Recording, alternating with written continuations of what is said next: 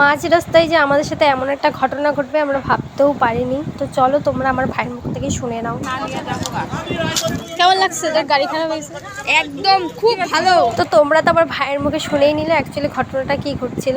Actually আমাদের মাঝ রাস্তায় এসে আমাদের গাড়ি খারাপ হয়ে গেছে, আর মাঝ রাস্তায় আমাদের গাড়ি থেকে নামিয়ে আমরা এখানেই দাঁড়িয়ে আছি, এই অবস্থা আমাদের। তারপর অবশেষে ফাইনালি আমরা একটা গাড়ি পেলাম, ওইখানকার কন্ডাক্টারই উঠিয়ে দিয়েছিল। আর এই গাড়িটাতে এত পরিমাণ ভিড় ছিল যে মানে কি বলবো, আমরা এত ব্যাগপত্র নিয়ে দাঁড়িয়ে খুবই অসুবিধা হচ্ছিল। তো যাই হোক, ওভাবেই আমাদের আসতে হয়েছিল, আর কিছু করার নেই। তো আমরা নেমেও গেছিলাম। আর এখানে দেখো ছট পূজা হচ্ছিলো। তো তোমাদের ছট পূজা অনেক অনেক শুভেচ্ছা, যেহেতু কালকে বিকেলের ঘাট ছিল, আজকে সকালের ঘাট ছিল। তো তোমাদের ছট পূজা অনেক অনেক শুভেচ্ছা।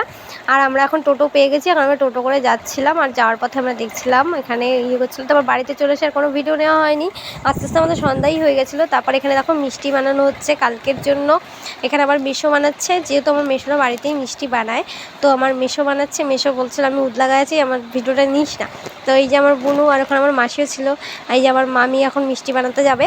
তো যাই হোক, সবাই মিলে আমরা আসলে এরকমই মজা করি। আর মাসির বাড়িতে আমরা কী কারণে আসি সেটাই তোমাদেরকে বলিনি।